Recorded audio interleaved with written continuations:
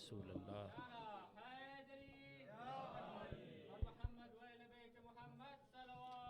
اللهم صل على محمد وآل محمد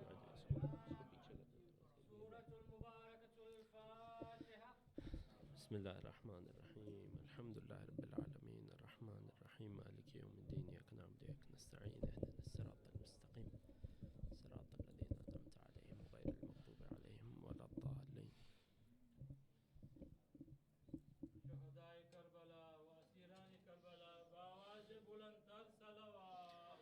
اللهم صل على محمد وآل محمد. ثانی زہرا بلندتر صلوات. اللهم صل على محمد وآل محمد.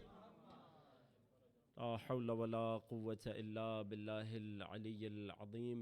أعوذ بالله السميع العليم من الشيطان اللعين الرجيم. بسم الله الرحمن الرحيم. الحمد لله الذي خلقنا في أمة الذي فاز رتبته إلى قاب قوسين وأكرمنا بولاية وصيه الذي ردت له الشمس مرتين وجاهد بالسيفين وصلى إلى القبلتين وشرفنا بحب الزهراء أم السبطين والصلاة والسلام على أشرف الكونين رحمة للدارين جد الحسنين أعني أبا القاسم محمد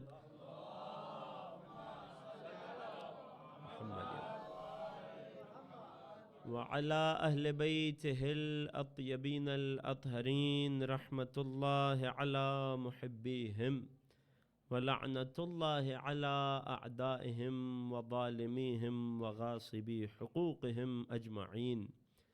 أما بعد فقد قال الله الحكيم في كتابه الكريم بسم الله الرحمن الرحيم مرج البحرين يلتقيان بينهما برزخ لا يبغيان فبأي آلاء ربكما تكذبان يخرج منهما اللؤلؤ والمرجان. صدق الله العلي العظيم. درود پڑھیے محمد و آل محمد پر. صل على محمد و آل محمد.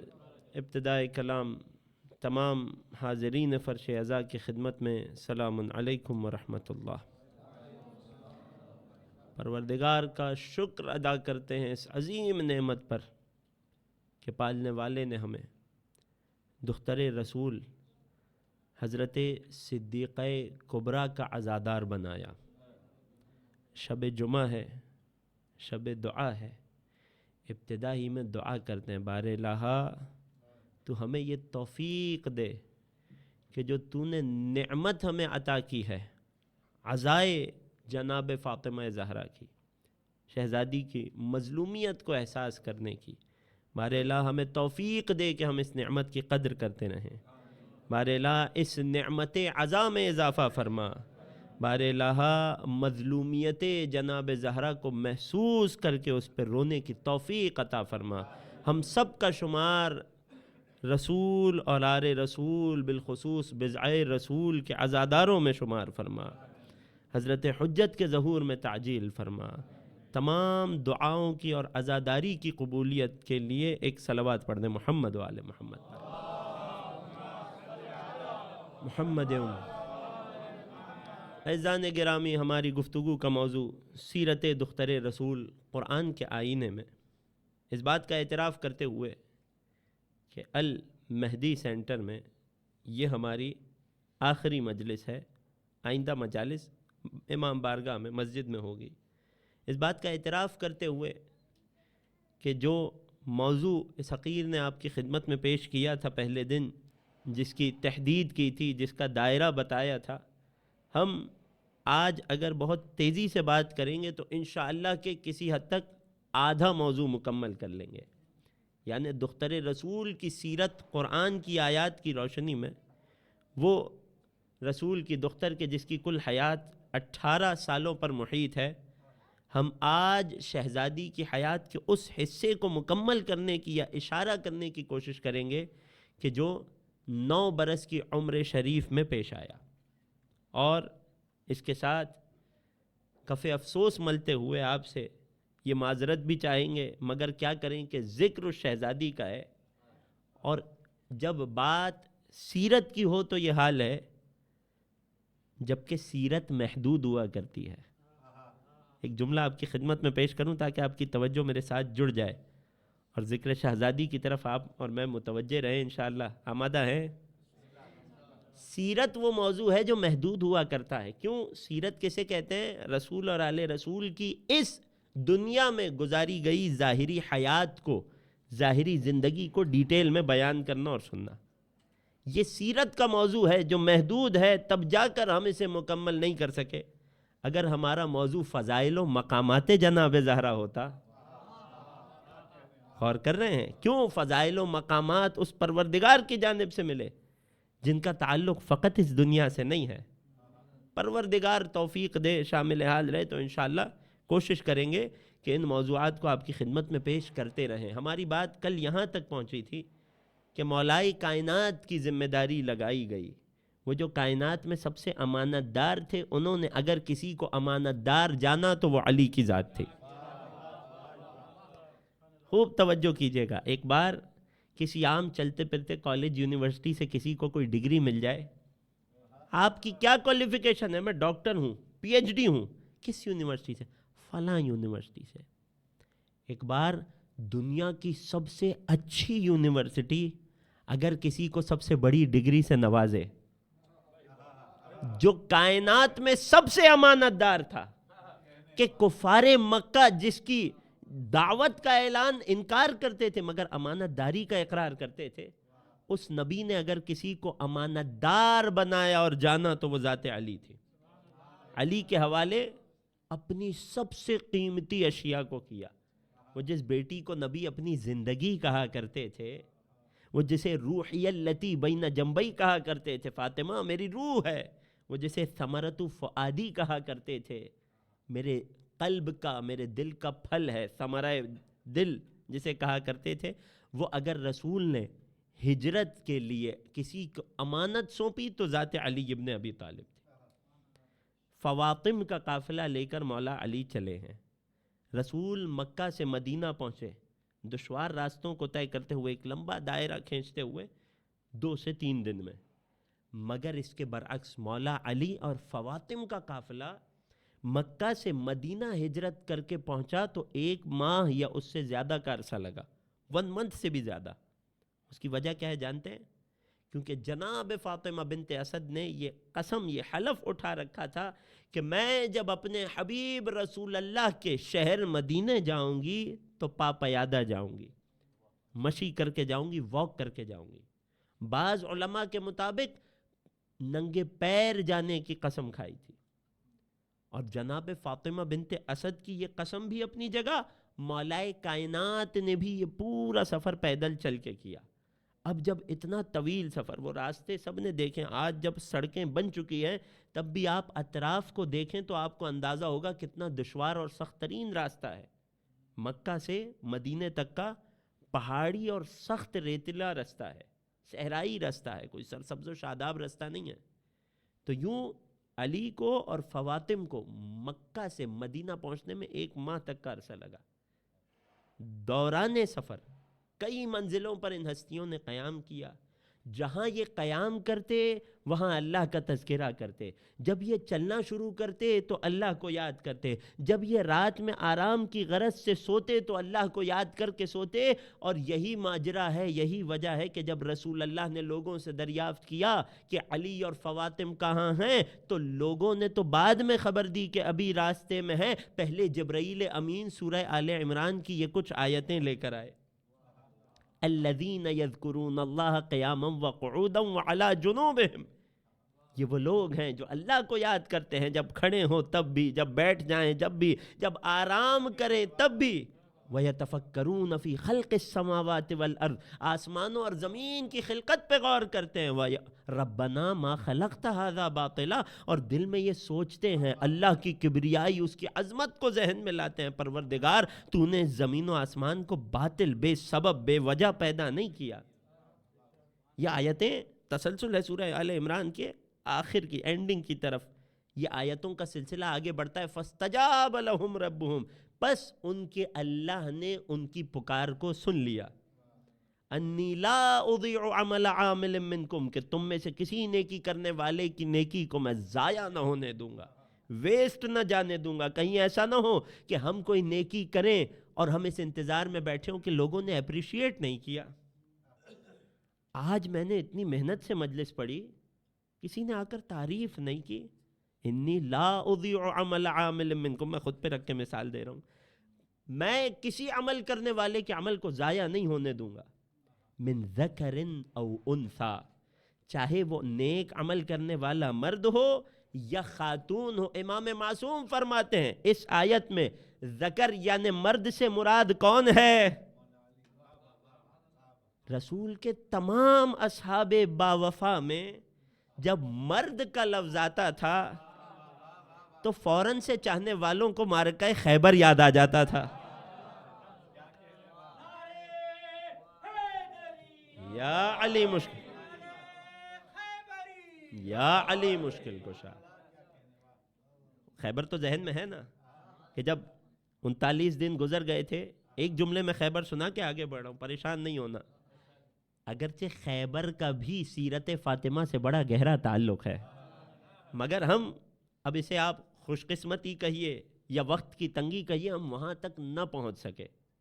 خدا ہمیں نصیب کرے انشاءاللہ. جب خیبر میں 39 دن 39 ڈیز گزر چکے تھے، قریب تھا کہ اسلام کا چہلم ہو جاتا، تو رسول نے اعلان کیا کل میں علم اسے دوں گا جو مرد ہوگا، کرار غیر فرار ہوگا. امام معصوم فرماتے ہیں اس آیت میں جو اللہ فرما رہا ہے ذکر او انثی، میں کسی کا عمل ضائع نہ ہونے دوں گا چاہے عمل کرنے والا مرد ہو. فرمایا الذکر فی الآیت ہوا علی، اس آیت میں ذکر مرد سے مراد علی کی ذات ہے. والانثی فاطم و فاطم و فاطم، اور اس آیت میں اس لفظ انثی سے مراد پروردگار کی تینوں وہ فاطمائیں ہیں کہ جنہیں لے کر علی اپنے ساتھ چل رہے تھے. یہی وجہ ہے کہ جب علی مدینہ منورہ پہنچے ان بیبیوں کو لے کر، رسول اللہ نے طلب فرمایا مولا علی کو، تو لوگوں نے بتایا، اور مولا کی سیرت میں کبھی موقع ہوا تو اسے تفصیل سے ڈسکس کریں گے. ابھی ہماری توجہ شہزادی کونین کی ذات اور ان کی سیرت کی طرف ہے. تو لوگوں نے بتایا کہ یا رسول اللہ علی چل کر آپ تک نہیں آ سکتے کیونکہ سفر کی تھکاوٹ اور راستے کی دشواری سے علی کے پیر زخمی اور خون خون ہو رہے ہیں. اس سخت ترین سفر میں فاطمہ علی کے ساتھ شریک تھیں. جب یہ قافلہ مدینے پہنچ گیا، رسول پہلے سے پہنچ چکے ہیں اور رسول ان ہستیوں کا انتظار کر رہے ہیں. کمال کیا ہے جانتے ہیں؟ رسول 3 سے 4 دن میں مدینہ نہیں پہنچے تھے، مدینے کے قریب پہنچے تھے، مگر مدینے سے پہلے کی آبادی قبا کے جو آج مدینے کا علاقہ ہے، جب رسول وہاں پہنچے تو ٹھہر گئے اور انتظار کرتے رہے کہ علی اور فواطم میرے اہل بیت کب یہاں قبا پہنچیں گے تاکہ میں ان کے ساتھ مدینہ منورہ میں داخل ہوں. نبی نے اہل بیت کا انتظار کیا. اب جب نبی اپنی بیٹی کے ساتھ، مولا علی کے ساتھ، دیگر ہستیوں کے ساتھ مدینے میں داخل ہوئے تو لوگوں میں ایک مباحثہ چھڑنے لگا. اب مدینے میں پہلے سے زمین ہموار ہے، یہاں مکے جیسے حالات نہیں ہیں. مدینے والے رسول کی بیعت کر کے اسلام قبول کر کے مکے سے لوٹ چکے تھے، نبی کے انتظار میں تھے.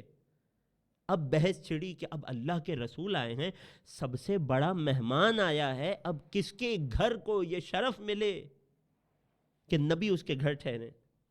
فیصلہ کیسے ہوا ہم سب جانتے ہیں. اب نبی نے گوارا نہ فرمایا کسی ایک کو دوسرے پر مقدم کریں، تو کیا فرمایا؟ میری اونٹنی فیصلہ کرے گی. خوب توجہ کیجیے گا عزیزوں، کسی نتیجے تک پہنچانا ہے. میری اونٹنی فیصلہ کرے گی. یا رسول اللہ، کیا جانور سے فیصلہ کروائیں گے؟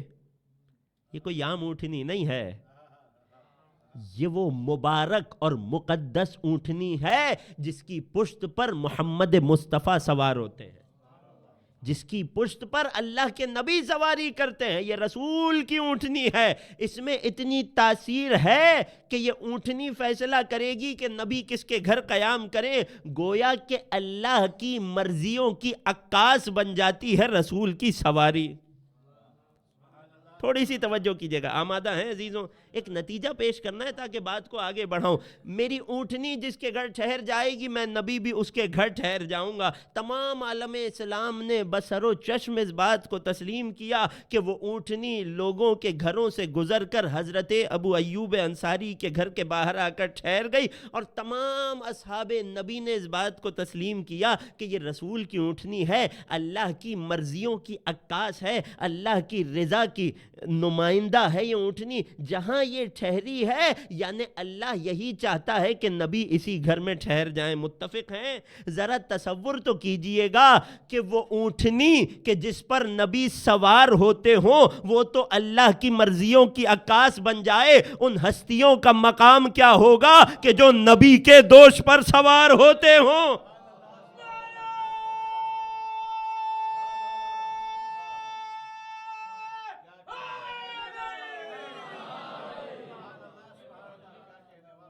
غور کر رہے ہیں؟ نبی جس اونٹنی پر سوار ہو امت نے اس کی فضیلت کو مان لیا، مگر جو دوش نبی پر سوار ہوتے تھے امت کو وہ نواسے یاد نہ رہے، جبکہ نبی یاد دلاتے تھے۔ جب کسی نے دیکھ کر کہہ دیا نعم المرکب، بچے نانا کی پشت پر سوار ہیں، کتنی اچھی سواری ہے، تو نبی نے ٹوکا انہیں۔ نبی کی عادت نہیں تھی یہ کام کرنا، مگر چاہتے تھے کہ متوجہ رہیں، کبھی فراموش نہ کریں اس اینگل کو۔ یہ نہیں کہو نعم المرکب، کہو نعم الراکبان، سواری کتنی اچھی ہے، نہ کہو سوار کتنے اچھے ہیں۔ اور کہیں ایسا نہ ہو تم کنی قطرانے کے لیے، اپنا دامن بچانے کے لیے حسن و حسین کی فضیلت تو مان لو، مگر ان کے بابا کو بھول جاؤ۔ فوراً بڑھ کر کہا وَأَبُوهُمَا خَيْرٌ مِّنْهُمَا، ان کا بابا ان سے بھی افضل ہے۔ ایک درود پڑھیے اہل بیت رسول کی عظمت پر۔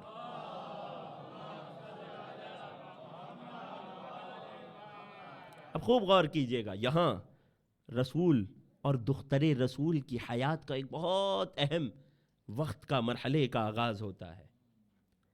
رسول نے حضرت ابو ایوب انصاری کے گھر حجرے میں تشریف فرما ہوئے قیام کیا، اپنے ساتھ اپنی بیٹی فاطمہ کو بھی قیام کروایا۔ یعنی شہزادی کی بھی مدینے میں پہلی منزل، جس صحابی کو یہ شرف ملا کہ رسول اور بضعۂ رسول کے قدم ان کے گھر میں پڑ جائیں، ٹھہر جائیں، وہ حضرت ابو ایوب انصاری تھے۔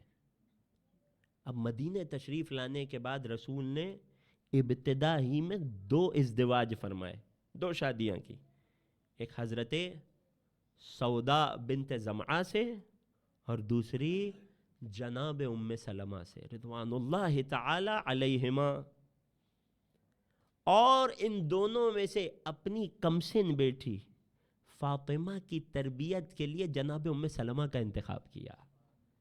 یہ ایک موضوع ہے، ہم بہت محروم ہیں جناب ام سلمہ کی معرفت سے، یقین جانیے۔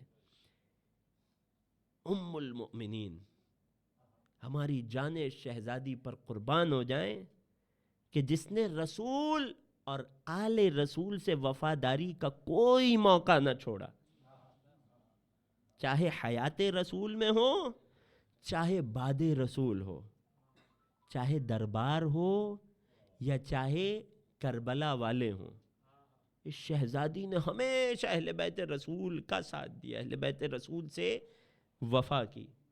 جناب ام سلمہ کو سونپا گیا ظاہری طور پہ رسول کی بیٹی کی تربیت کا کام، مگر یہ ام سلمہ ہے، یہ معرفت رکھتی ہیں، فرماتی ہیں رسول نے مجھے ذمہ داری دی ان اؤدب فاطمہ، کہ میں فاطمہ کی تادیب کروں، فاطمہ کی تربیت کروں، فاطمہ کو ادب سکھاؤں، فاطمہ کو اخلاق اور سلیقہ سکھاؤں۔ وَكَانَتْ آدَبُ مِنِّي وَأَعْرَفُ مِنِّي، مگر میں نے زندگی کے ہر لمحے میں یہ دیکھا کہ فاطمہ مجھ سے زیادہ ادب جانتی تھی۔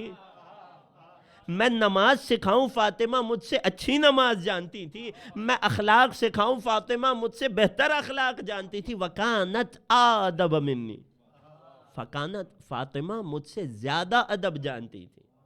اب جب مدینے میں رسول مستقر ہو گئے، بیٹی کی عمر 9 برس کی ہو گئی، اور یہ آج کی 9 ایئرز کی بیٹی سے اسے قیاس نہ کیا جائے، یہ عرب ہے، اس زمانے کا ماحول ہے، کلچرز کے اعتبار سے، انوائرمنٹ کے اعتبار سے انسان کی نمو، اس کے بڑھنے میں بہت ڈفرینس آتا ہے۔ ہم ابھی اس بحث کی تفصیل میں نہیں جاتے، خلاصہ یہ کہ اگر کسی کو کبھی کوئی شبہ اٹھے تو جوابات ہسٹوریکلی، لاجیکلی، بایولوجیکلی موجود ہیں۔ جب رسول کی بیٹی کی عمر 9 برس کی ہوئی اور رسول مدینے میں آئے تو مدینے کے حاکم بن کے آئے، تو اب ہر کسی کی خواہش ہے، جو دیندار ہے اس کی خواہش ہے کہ میں رسول کے قریب تر ہو جاؤں تاکہ اللہ راضی ہو جائے۔ جو دنیا دار ہے اس کی خواہش ہے کہ چونکہ مدینے کے حاکم یہ ہیں، میں ان سے قریب ہو جاؤں تو میرا کنٹرول اور اثر و رسوخ بڑھ جائے۔ لہٰذا بہت سے لوگ، اور جب میں کہہ رہا ہوں بہت سے تو بہت سے لوگ رسول کی بارگاہ میں حاضر ہوئے، یا رسول اللہ انا نطلب منک ابنتک فاطمہ۔ یہ وہ اہم ترین مرحلہ ہے، کسی بھی خاتون کی حیات میں، زندگی میں اہم ترین مرحلہ اس کی میرج، اس کے ازدواج کا ہوا کرتا ہے، اس کے لیے بھی، اس کے والدین کے لیے بھی۔ یا رسول اللہ ہم آپ سے فاطمہ کا رشتہ مانگنے آئے ہیں۔ کچھ تو ایسے تھے کہ جنہیں رسول نے ان کی عمر دیکھ کر کہا ان ابنتی صغیرہ، ابھی میری بیٹی کم سن ہے۔ کچھ ایسے تھے کہ جب آئے فَأَعْرَضَ بِوَجْهِهِ عَنْهُمْ، رسول نے جواب دینا بھی مناسب نہیں سمجھا، اپنا رخ موڑ لیا۔ آپ نے بڑے اطمینان سے سن لیا، رسول نے اپنا رخ موڑ لیا۔ یہ نبی کون ہے؟ قرآن نے اس کا تعارف کرایا ہے، وَمَا أَرْسَلْنَاكَ إِلَّا رَحْمَةً لِّلْعَالَمِينَ۔ اے حبیب آپ تو عالمین کے لیے رحمت ہیں، تو اب اگر نبی کسی سے اپنا رخ موڑ رہے ہیں تو نبی رخ نہیں موڑ رہے، اللہ کی رحمت رخ موڑ رہی ہے۔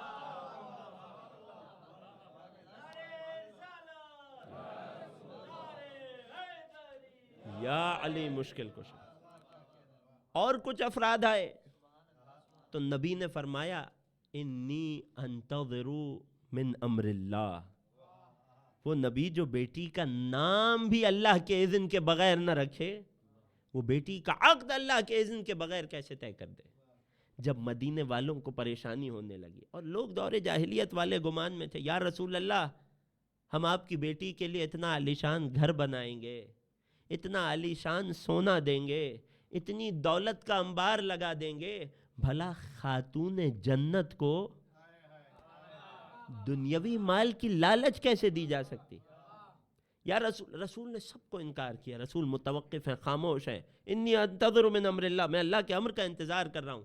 اب جب کسی کی دال نہ گلی تو لوگ ایک جوان کے پاس آئے، یا علی آپ رسول سے قریب تر بھی ہیں، آپ رسول کی گود کے پالے بھی ہیں، آپ رسول کے سب سے زیادہ پسندیدہ بھی ہیں، آپ سب سے پہلے اسلام کا اظہار کرنے والے بھی ہیں، آپ سب سے پہلے رسول کی تصدیق کرنے والے بھی ہیں، یا علی رسول آپ کو اپنے دل میں بہت قریب رکھتے ہیں، لہٰذا آپ جائیے اور فاطمہ کا رشتہ نبی سے طلب کیجئے۔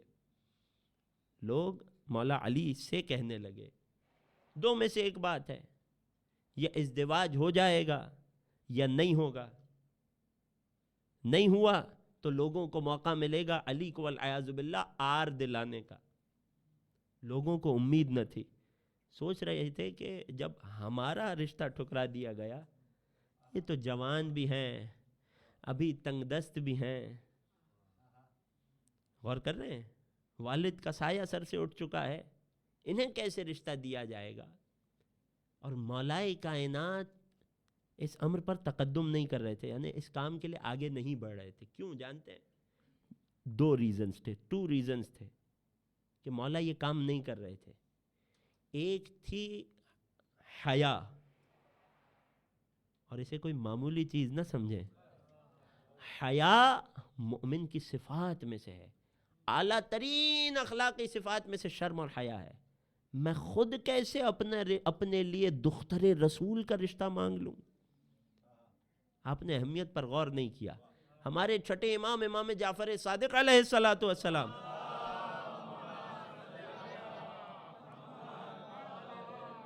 اور نوجوان دوست خاص سنیں، ہمارے ائمہ کی صفات میں، ابو الائمہ، تمام ائمہ کے بابا مولا علی کی صفات میں ایک بہت واضح صفت تھی، حیا، شرم و حیا۔ کیوں؟ کیونکہ جس میں جتنی حیا ہوتی ہے وہ اتنا ہی پاک دامن ہوا کرتا ہے۔ اچھے کیریکٹر کی ایک علامت اور نشانی یہ ہوتی ہے کہ انسان کتنا باحیا ہے. آیا خاتون نامحرم سامنے آئے تو اس کی نظریں جھکتی ہیں یا نہیں جھکتی؟ غور کر رہے ہیں؟ نوجوانوں تک پیغام پہنچ رہا ہے. چھٹے امام فرماتے ہیں لا ایمان لمن لا حیاء لہ. جس کے پاس حیا نہیں ہے، شرم نہیں ہے، اس کے پاس ایمان بھی نہیں ہے. یعنی کیا؟ ایمان کو حیا سے جوڑ دیا گیا ہے، ایک ایکویلیبریم بنا دیا گیا ہے. جتنی حیا ہے، جتنا انسان با حیا ہے اتنا ہی با ایمان ہے، اور جتنا بے حیا ہے اس کا مطلب یہ ہے کہ اتنا ہی بے ایمان بھی ہے. ذرا سوچئے جب حیا کو ایمان سے جوڑ دیا گیا ہے تو جو ایمان میں کل ایمان تھا اس کی حیا کا عالم کیا ہوگا؟ تو پہلی چیز حیا رکاوٹ تھی، اور یہ بہت بڑی رکاوٹ تھی. دوسری چیز فقر و تنگ دستی رکاوٹ تھی. میں کیسے دختر رسول کے شایان شان زندگی دے پاؤں گا؟ میرے پاس ملکیت میں کچھ نہیں ہے. ابھی مکے سے سب کچھ چھوڑ کے تازہ ہجرت کر کے آئے ہیں، مگر لوگوں نے بہت زیادہ مولا سے یہ فرمائش کی. مولا کائنات رسول کی بارگاہ میں آئے. اس سے پہلے علی نبی کے پاس آتے، جبرائیل امین نبی کے پاس آ چکے تھے. اب یہاں میں ایک جملہ ہے تاریخ کا، اور بڑا عظیم جملہ ہے. یہ جملہ آپ تک پہنچانے کے لیے ایک مثال دینا چاہتا ہوں. نوجوان اور بزرگ جانتے ہیں، بچوں کے لیے سمجھا رہا ہوں کہ جب ہمارے ہاں رشتے کی بات کی جاتی ہے تو کچھ بڑے بزرگ آگے بڑھتے ہیں جو دونوں خاندانوں کا شجرہ نسب تفصیل سے جانتے ہیں، اور وہ آ کر کسی بھی ایک جگہ بتاتے ہیں کہ ہم فلاں ابن فلاں جو فلاں خاندان کا ہے، فلاں علاقے کا ہے، ہم اس کا رشتہ تمہاری بیٹی کے لیے لے کر آئے ہیں. پھر لڑکے کے گھر جاتے ہیں، ہم فلانا بنت فلاں ابن فلاں کا رشتہ لے کر آئے ہیں جو فلاں علاقے کی ہے، فلاں خاندان کی ہے.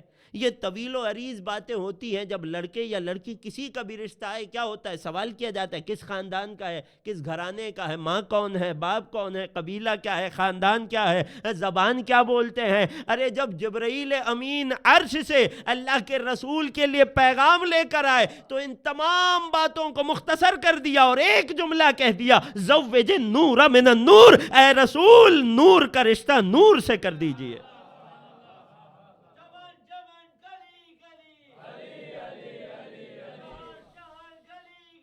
علی علی علی علی سب مل کر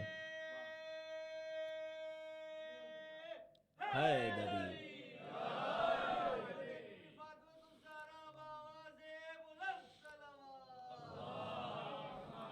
صلی علی محمد. خدا آپ سب مومنین کو جزائے خیر دے. قبلہ یہ تو میرے وقت میں کاؤنٹ نہیں ہوگا نا. ایک صلوات پڑھیے دختر رسول کی عظمت پر. صلی علی محمد سلامت رہے قبلہ. زوج النور من النور، بس یہ ایک لفظ ہے جس میں سارا تعارف آ گیا. یا رسول اللہ، نور کا عقد نور سے کر دیجئے.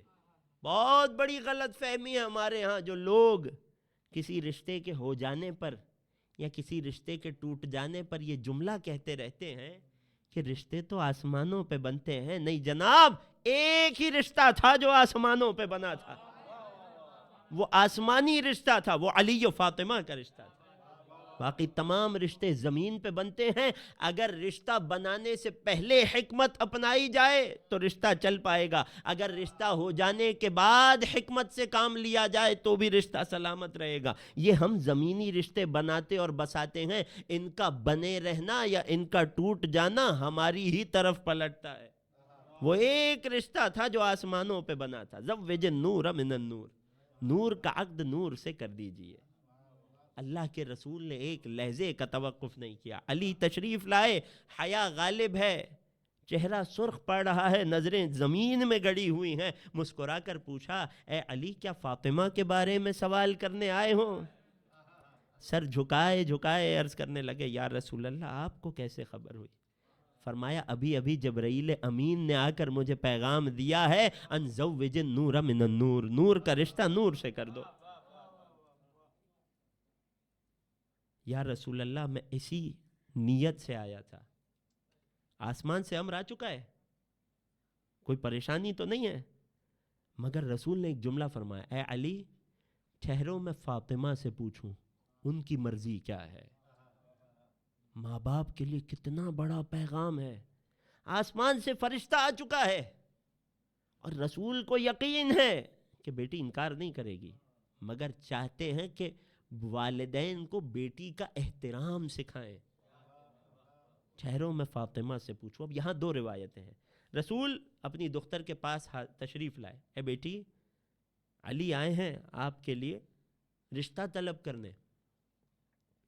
پہلی روایت, شہزادی خاموش رہیں.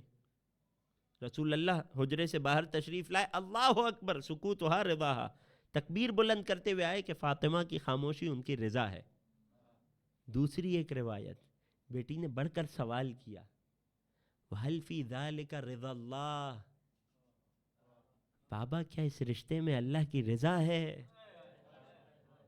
بیٹی اسی رشتے میں تو اللہ کی رضا ہے. بابا پھر میں اللہ کی رضا میں راضی ہوں. یہ وہ ہستی ہے جو کہہ رہی ہے, کیا اس میں اللہ کی رضا ہے؟ یہ وہ ہستی ہے جس کے لیے نبی فرما گئے, یرضی اللہ لرضا فاطمہ ویغضب لغضبها. اللہ جس کی مرضی پہ راضی ہوتا ہے اسے اللہ کی مرضی کی فکر ہے. اللہ کس رشتے سے راضی ہوتا ہے؟ کچھ علامتیں اہل بیت نے بتائی ہیں. اگر بیٹوں کے لیے کہیے, مردوں کے لیے کہیے, مرد کی تلاش ہے, رسول فرماتے ہیں اذا جاءکم ممن ترضون دینہ وخلقہ فزوجوہ. اگر تمہارے پاس کوئی رشتہ ہے, بیٹیوں والے خاص توجہ کیجئے. نہ جانے کون سی خیالات کی وجہ سے ہم اس امر میں رکاوٹ بن جاتے ہیں. ہم اپنی بیٹیوں کے خیر کو تاخیر دے دیتے ہیں, لیٹ کر دیتے ہیں. رسول فرماتے ہیں جب تمہارے پاس کوئی ایسا رشتہ آئے کہ جس لڑکے کے دین سے اور اخلاق سے تم راضی ہو, اسے اپنی بیٹی دے دو. فزوجوہ, ہم کف ہونا بھی شرط ہے. معاشرتی اعتبار سے کسی حد تک برابری بھی ہونی چاہیے. کیوں معقول نہیں؟ اگر برابری نہ ہوگی تو کتنی دیر تک یہ رشتہ چل پائے گا؟ غور کر رہے ہیں؟ یہ مردوں کی جہت سے ہے. تو رسول اللہ نے اسی پیغام پر عمل کیا. زوج النور من النور, عجیب رشتہ ہے, عجیب ازدواج ہے کہ زمین پر بھی انتظام ہو رہا ہے اور اسی وقت آسمانوں پر بھی انتظام ہو رہا ہے. رسول اللہ نے مولا علی سے فرمایا, اے علی جائیے مسجد میں اعلان کیجئے, لوگوں کو گواہ بنائیے, اور مسجد میں سب کو گواہ بنا کر مجھ سے فاطمہ کا ہاتھ مانگیے. ادھر مولا علی تشریف لائے, سب کو سلام کیا, مسجد میں خطبہ ارشاد فرمایا, اور خطبے کے بعد یہ اعلان کیا کہ میں اللہ کے رسول سے ان کی دختر فاطمہ کا ہاتھ چاہتا ہوں. پھر رسول اللہ منبر پر تشریف لائے اور اعلان کیا کہ میں اللہ کا نبی اپنی بیٹی فاطمہ کو علی کے عقد میں دینے کا اعلان کرتا ہوں. یہ ہے وہ محفل جو زمین پر سجی ہوئی تھی. ایک اور محفل تھی جو بیت معمور پر چوتھے آسمان پہ سجی ہوئی تھی, جہاں راحیل نامی فرشتے نے اللہ کی جانب سے یہ اعلان کیا, ان اللہ الملک الجبار اختار لعبد کرمہ.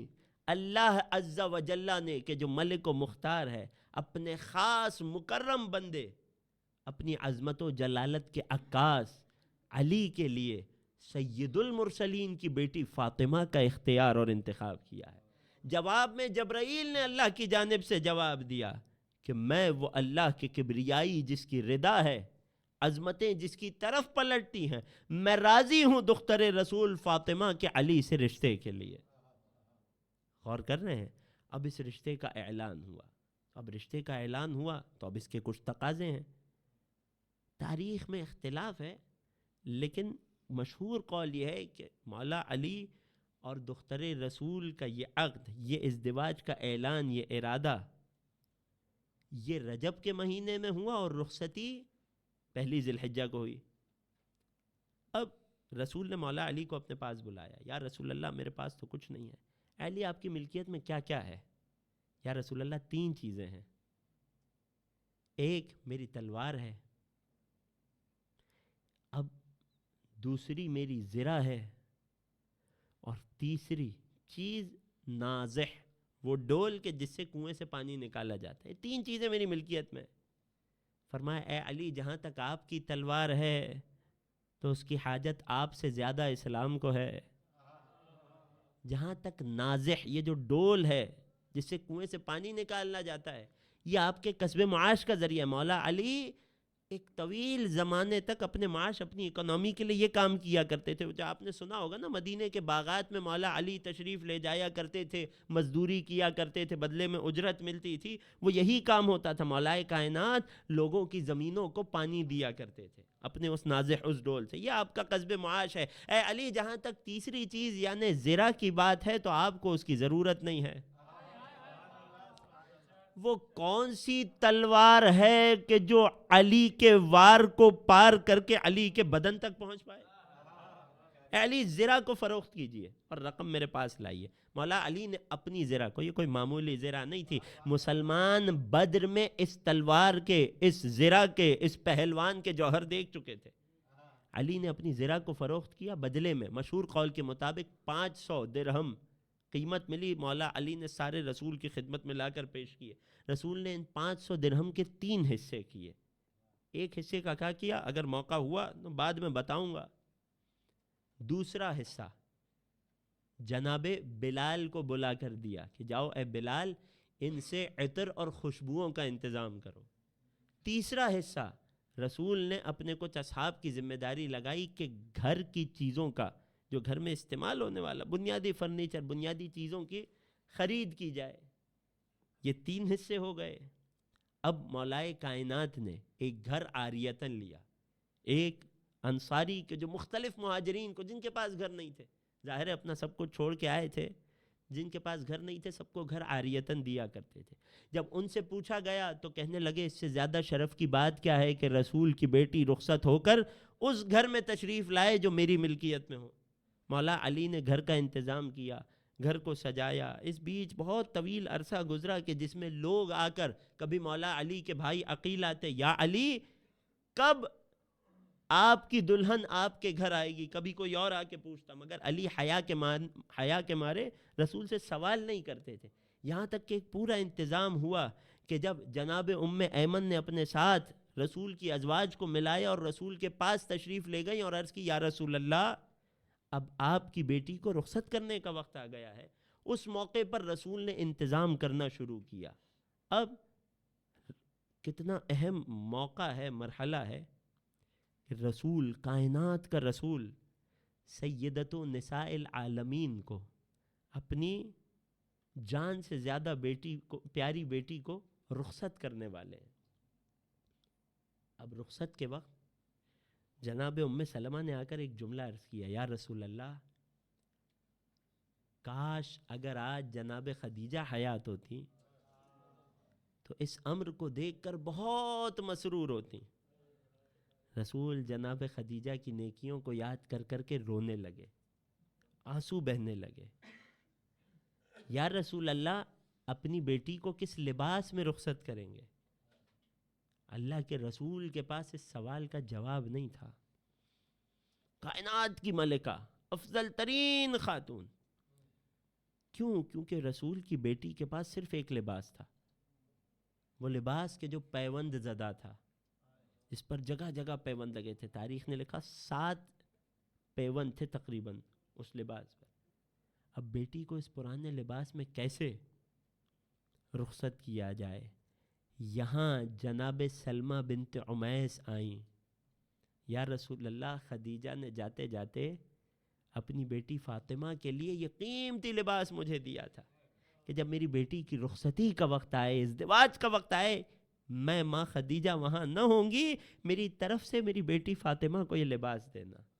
یوں جناب فاطمہ کے ازدواج کا لباس آیا، لباس کا انتظام ہوا، مسجد میں ولیمے کا انتظام ہوا۔ ایک واقعہ ہے، سارے مدینے نے کھا لیا مگر ولیمے کی غذا کم نہ ہوئی۔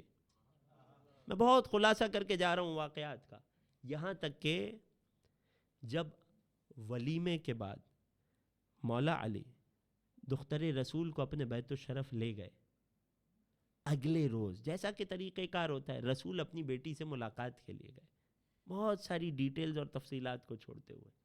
رسول اپنی بیٹی سے ملاقات کے لیے گئے تو کیا دیکھا؟ شادی کی اگلی صبح ہے مگر بیٹی نے وہی پرانا پیوند زدہ لباس پہنا ہے. اے بیٹی آپ کا نیا لباس کہاں گیا؟ فرماتی ہیں بابا گھر کے کام کاج کرنے ہوتے ہیں, میں نے سوچا نئے لباس کی کیا ضرورت ہے, پرانا ہی پہن لیتی ہوں. عام طور پر اللہ کے رسول اتنی تفصیل پوچھا نہیں کرتے تھے مگر یہاں شاید جانتے تھے, شاید ہمیں پیغام دینا چاہتے تھے. رسول نے بڑھ کر اگلا سوال کیا, بیٹی ذرا وہ نیا لباس مجھے لا کر دکھاؤ. اب بیٹی نے سر کو جھکا لیا. بابا آج صبح سائل نے دروازے پہ دستک دی اور پکار کر کہا, اے نبی کی بیٹی, میرے گھر پہ مستور ہے کہ جس کے پاس لباس نہیں ہے, مجھے کوئی لباس عطا کیجیے. تو بابا میں نے اپنا نیا لباس اسے دے دیا. اے بیٹی پرانا لباس دے دیتی, 2 لباس تھے, پرانا لباس دے دیتی, نیا لباس کیوں دیا؟ فرماتی ہیں بابا ماں خدیجہ نے مجھے بچپنے میں یہ واقعہ سنایا تھا کہ جب آپ مکے کے مسلمانوں میں ماں خدیجہ کی دولت بانٹنے گئے تھے تو ایک بار ایسا بھی ہوا تھا کہ آپ اپنا لباس بھی کسی کو دے کر آئے تھے اور جو گندم یا جو سکے بانٹنے کے لیے لے گئے تھے ان کی بوری لباس کے طور پر پہن کر آئے تھے. جب ماں خدیجہ نے آپ سے پوچھا تھا کہ اے رسول اللہ یہ بوری اس مانگنے والے کو جس کے پاس لباس نہیں تھا اسے دے دیتے, آپ اپنے لباس میں آتے, تو آپ نے ماں خدیجہ کو یہ بتایا تھا کہ اے خدیجہ میں نے وہ اچھا لباس ایک اچھے اور بڑے دن کے لیے اللہ کی بارگاہ میں محفوظ کر دیا ہے کہ جب روز قیامت آئے گا تو مجھے وہ اچھا لباس مل جائے گا. اے بابا میں نے بھی آپ کی سنت پر عمل کرتے ہوئے اس اچھے لباس کو اس سے بھی بڑے دن کے لیے محفوظ کر لیا ہے. لن تنالوا البر حتى تنفقوا مما تحبون, تم نیکی تک پہنچ ہی نہیں سکتے جب تک وہ نہ خرچ کرو, اس میں سے خرچ نہ کرو. ہماری وہ اوقات نہیں ہے کہ وہ لوٹا دیں, اس میں سے کچھ نہ دے سکو کہ جسے تم محبت کرتے ہو, جسے تم چاہتے ہو. وہ جو ڈسپوز آف کرنے کا ہو وہ تو سب صدقے میں دے دیتے ہیں. کمال یہ ہے کہ جو اپنے لیے پسند کیا جائے وہ اپنے بھائی کو عطا کیا جائے. فرق کیا تھا حابیل اور قابیل کی قربانی میں؟ یہی تو بیسک سا فرق تھا کہ حابیل نے اپنے مال کا بہترین حصہ اللہ کی راہ میں پیش کیا تاکہ اس عالم میں بہترین پائیں جب سب سے زیادہ ضرورت ہوگی. وہیں قابیل نے جو بچا کچا تھا وہ اللہ کی راہ میں پیش کیا. ایک جملے کا پیغام اور زحمت تمام. عزیزان گرامی یہ بات یاد رکھیے گا اپنی زندگی میں, ہم اللہ سے جیسا گمان کریں گے اللہ ہم سے ویسا ہی پیش آتا ہے. حدیث قدسی کے جملے, وقت نہیں ہے تفصیل میں جاؤں. اللہ اپنے مومن بندے سے کیسا ہے جیسا وہ بندہ اپنے اللہ سے گمان کرتا ہے. اگر میں اپنے اللہ سے اچھے کی امید رکھوں گا میرا اللہ مجھے اچھا عطا کرے گا. اگر میں والعیاذ باللہ خدا سے بدگمانی کروں گا, خدا پہ بھروسہ نہیں کروں گا, تو پھر وہ کون ہے جو خدا پر بھروسہ نہ کر سکے, وہ کس پر بھروسہ کرے گا؟ اسی طرح ہم جیسا اللہ کی بارگاہ میں دیتے ہیں اللہ سے ویسا ہی پلٹ کر ملنے کی امید رکھیے گا. یا اور واضح کروں, جیسا عطا کرتے ہوئے ہماری نیت ہوتی ہے اس کے مطابق پروردگار اجر دیتا ہے. لَن يَنَالَ اللَّهَ لُحُومُهَا وَلَا دِمَاؤُهَا وَلَكِن يَنَالُهُ التَّقْوَى مِنكُمْ. جو تم قربانی کرتے ہو جانور کی, اللہ کے یہاں اس کا گوشت اور خون نہیں پہنچتا ہے. گوشت تو سب میں اور آپ کھا جاتے ہیں, اللہ تک کیا پہنچتا ہے؟ اللہ تک وہ تقوی پہنچتا ہے, وہ نیت اللہ کی بارگاہ تک پہنچتی ہے جو اس جانور کو قربان کرتے ہوئے ہمارے دل میں ہے. لہٰذا کوئی بھی کام کیجئے, ہم کوئی بھی کام کریں چاہے عزائے اہل بیت ہی کیوں نہ ہو, نیت کو خالص رکھیں. یہ کام خالصتاً دختر رسول کی خوشنودی کے لیے کر رہا ہوں, خالصتاً پروردگار کی رضا کے لیے کر رہا ہوں. جب انسان اپنی نیت کو خالص کر لے گا نا, پھر انسان اپنی زندگی میں اس نیک نیتی کی برکت دیکھے گا. یہ ہے دختر رسول کی حیات کا ایک حصہ. آدھی زندگی ازدواج تک کی زندگی، یقین جانیے اس دوران بھی بہت کچھ تھا جو آپ کی خدمت میں پیش کرنا تھا، مگر وقت کی تنگی کو دیکھتے ہوئے بہت ساری جزئیات سے ہم نے پرہیز کیا اور بات کو یہاں تک پہنچایا کہ بی بی کی حیات کے اس حصے کی طرف قرآن میں سورہ رحمان میں اشارہ ہوا، جب اللہ نے فرمایا مرج البحرین یلتقیان بینہما برزخ لا یبغیان، تو نبی کریم سے جب اس آیت کی تعویل اور مصداق پوچھی گئی، باطنی معنی، چھپا ہوا معنی، پوشیدہ معنی پوچھا گیا، تو فرمایا کہ ان اللہ تعالی ارسل بحرین، علی بحر العلم و فاطمۃ بحر النبوہ، اللہ نے دو سمندروں کو ملایا ہے، آپس میں جوڑ دیا ہے، ایک علی ہیں جو علم کا سمندر ہیں، ایک فاطمہ ہے جو بحر نبوت ہے۔ امام معصوم نے بھی اس آیت کی یہ تعویل بتائی ہے، یعنی یہ آیت عکس ہے، اشارہ ہے ازدواج علی و فاطمہ کی طرف، بینہما برزخ لا یبغیان، ان دونوں کے درمیان ایک ایسی رکاوٹ ہے کہ دونوں ایک دوسرے پر حد سے زیادہ آگے نہیں بڑھتے، بغاوت نہیں کرتے، ظلم نہیں کرتے، بے احترامی نہیں کرتے۔ روایت میں امام نے بتایا کہ ان دونوں کے درمیان وہ جو رسول اللہ کے رشتے اور قرابت کی نسبت ہے، یہ وہ نسبت ہے، رسول اللہ کا احترام وہ احترام ہے کہ یہ دونوں ہستیاں ایک دوسرے کا بھی احترام کرتی ہیں۔ خدا ہمیں علی و فاطمہ کے صدقے میں شوہروں اور ازواج کو ایک دوسرے کا احترام اور ایک دوسرے سے محبت کرنے کی توفیق عطا فرمائے۔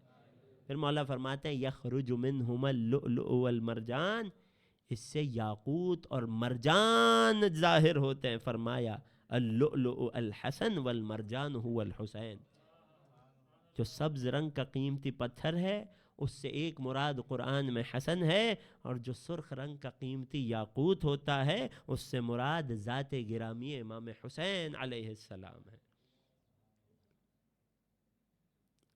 یہی علی و فاطمہ کی حیات تھی کہ جو صبر اور رضا کا پیکر تھی، بہترین فیملی لائف کی عکاس تھی، مگر اس حیات نے علی کا امتحان کیسے لیا؟ اللہ اکبر۔ کبھی نجف اشرف تشریف لے جائیں زیارت کے لیے، خدا ہم سب کو بار بار نصیب کرے، تو مولا کی اس زیارت کو بھی پڑھیے گا، مولا کی مظلومیت کو یاد کیجئے گا کہ جب زیارت میں امام نے اپنے جد علی کو مخاطب کر کے فرمایا السلام علیک یا اول المظلوم، ہمارا سلام ہو آپ پر اے اول مظلوم، اے سب سے پہلے مظلوم۔ میرا آپ سے سوال ہے، کیا تاریخ عالم میں علی سے پہلے کسی پر ظلم نہیں ہوا؟ کیا حابیل قتل نہ ہوئے؟ کیا یحییٰ قتل نہ ہوئے؟ کیا اور اولیاء خدا پر ظلم و ستم نہ ہوا؟ کیا فرعون نے بنی اسرائیل کے بچوں کو قتل نہ کیا، ذبح نہ کیا؟ کیا تاریخ نے یہ سارے مظالم نہ دیکھے؟ کیا نمرود نے خلیل خدا کو آگ میں نہ جھونکا؟ تو پھر اس جملے کا مطلب کیا؟ السلام علیک یا اول المظلوم۔ شب جمعہ ہے نا، اپنے تصور کو مولا علی کے حرم پہنچائیے اور اس جملے کی تفسیر سناتا جاتا ہوں، آنکھوں کا نذرانہ مولا کی زری کو پیش کرتے جائیے۔ خدا ایسی کئی شب جمعہ ہمیں نجف و کربلا میں نصیب کرے۔ السلام علیک یا اول المظلوم، عقیدہ ہے جو آپ کی خدمت میں پیش کر رہا ہوں۔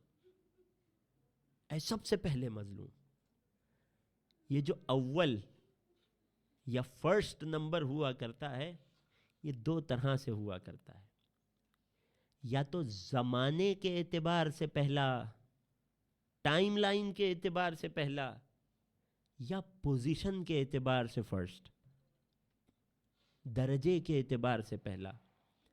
علی زمانے کے اعتبار سے اس کائنات کے پہلے مظلوم نہیں ہے، مگر علی درجے اور رتبے کے اعتبار سے کائنات میں سب سے پہلے مظلوم ہے۔ یعنی اگر سب کی مصیبتوں کا مقایسہ کیا جائے، کمپیریزن کیا جائے، تو مولائے کائنات کی مظلومیت سب سے بڑی نظر آئے گی۔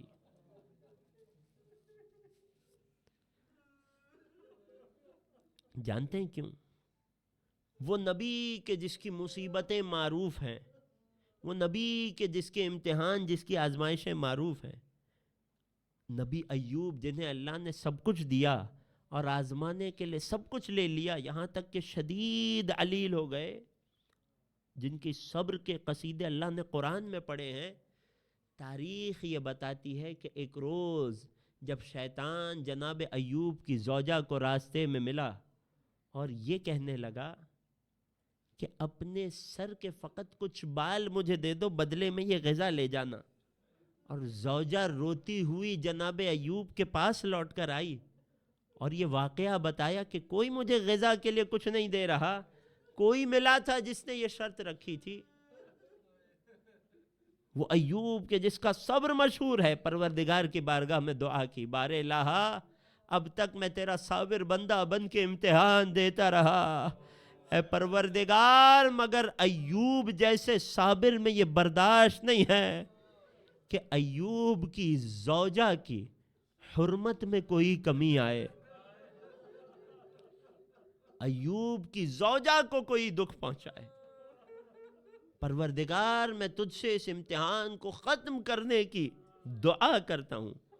فَاسْتَجَبْنَا لَهُ وَنَجَّيْنَاهُ مِنَ الْغَمِّ، اللہ نے ایوب کی دعا کو قبول کر لیا۔ یہاں تک تھا ایوب کا امتحان، یہاں سے میرے مولا علی کا امتحان شروع ہوتا ہے۔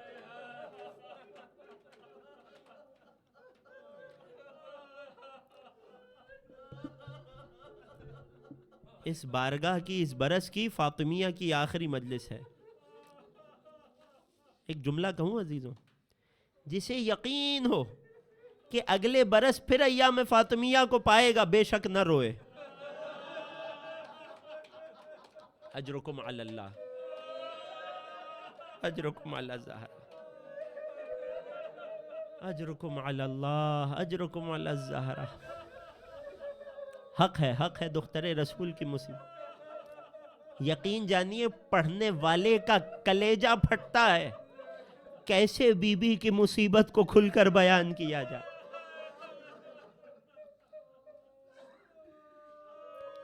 احترام رکاوٹ بن جاتا ہے، اس شہزادی کا مقام رکاوٹ بن جاتا ہے، حیا رکاوٹ بن جاتی ہے۔ انسان شہزادی کے مصائب جو اس بی بی پر گزرے ہیں وہ تفصیل سے لوگوں کو بتا سکے۔ مولائے کائنات ایک روز مدینے کی ایک گلی سے گزر رہے تھے، نہ جانے کیا منظر دیکھا، اپنے بیت الشرف آئے، 3 دن تک مولائے کائنات نے غذا کا ایک لقمہ تک نہ لیا، حجرے میں بیٹھے رہتے تھے، روتے جاتے تھے، غذا حلق سے نہ اتر رہی تھی۔ جب کسی قریبی صحابی نے آ کر عرض کی، مولا ایسا کیا ماجرا ہوا کہ علی جیسے مضبوط قلب کے انسان سے، علی جیسے شجاع و بہادر سے لقمہ حلق سے نہ اترے؟ فرماتے ہیں میں نے بازار میں کل یہ منظر دیکھا کہ ایک یہودی نے کسی خاتون کو چہرے پہ تماچا مارا تھا۔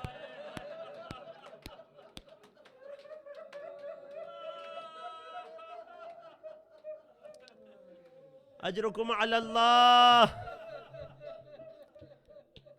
اجرکم علی الزہرا۔ ہائے مولا علی کی مظلومیت۔ کل جہاں تک مصیبت پڑی تھی نا، وہاں سے آگے آج مقتل سنانا چاہتا ہوں۔ لوگ پوچھتے ہیں نا، لوگ پوچھتے ہیں دختر رسول کیوں دروازے پر آئی، دختر رسول کیوں دروازے پر آئی تھی؟ میں ہاتھ جوڑ کے ایک جملہ کہوں، یہ سوال دختر رسول سے نہیں کرو، یہ سوال ان لوگوں سے کرو جو لکڑیاں لے کر دختر رسول کے دروازے پر، یہ لعین کیوں اس پاکیزہ دروازے پر آئے تھے؟ مولائے کائنات کہاں تھے جب یہ ساری مصیبتیں آئیں؟ یہ واقعات سنانے میں طویل ہیں، چند لمحوں کی داستان ہے جو ہم مصیبت میں سناتے ہیں کہ فوراً بعد جب مولائے کائنات کو خبر ہوئی، مولائے کائنات اپنی زوجہ کے دفاع کے لیے تشریف لائے، مگر علی ساری حیات ہاتھ ملتے رہے، علی ساری حیات زہرا کی مظلومیت کو یاد کر کر کے آنسو بہاتے رہے۔ کیوں؟ نبی کی وصیت تھی. جانتے ہیں کن حالات سے گزری ہیں دختر رسول، کہ جنہیں یقین تھا کہ کوئی اس دروازے کی حرمت کو کیسے پامال کر سکتا ہے. یہی وجہ ہے کہ مقتل نے ان جملوں کو لکھا. جب کسی نے آواز دی کہ ہم اس گھر کو جلا دیں گے، بڑے آرام سے آپ نے سن لیا.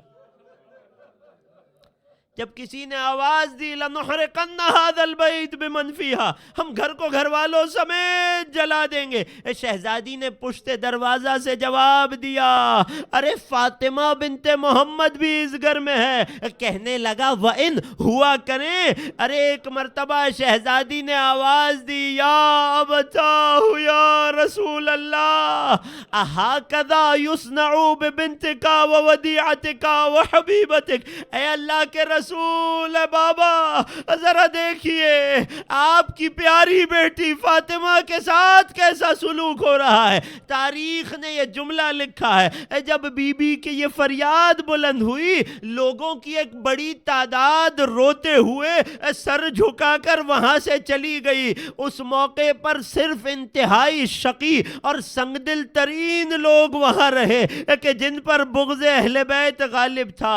ارے یہ وہ مرحلہ تھا کہ ایک مرتبہ دروازے کو آگ لگائی گئی، جلتے ہوئے دروازے کو ٹھوکر ماری گئی، دختر رسول در و دیوار کے درمیان آ گئی. ارے ایک مرتبہ محسن شہید ہوا، دختر رسول نے فریاد بلند کی. اس موقع پر لعین دروازے کو دھکیلتے ہوئے بیت فاطمہ میں داخل ہوتے جاتے.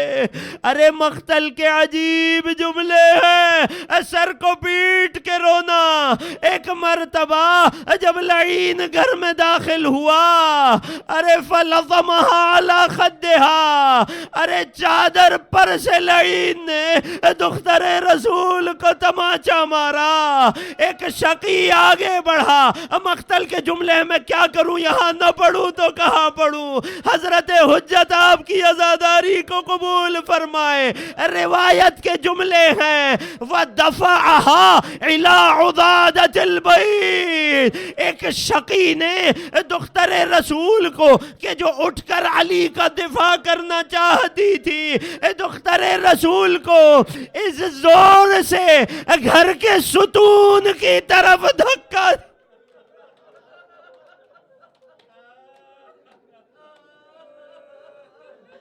اجرکم علی اللہ، اجرکم علی الزہرا. روایت کے جملے ہیں اس زور سے دھکیلا گیا وَضَرَبَهَا بِالسِّيَاطِ. تازیانوں کی بارش. دختر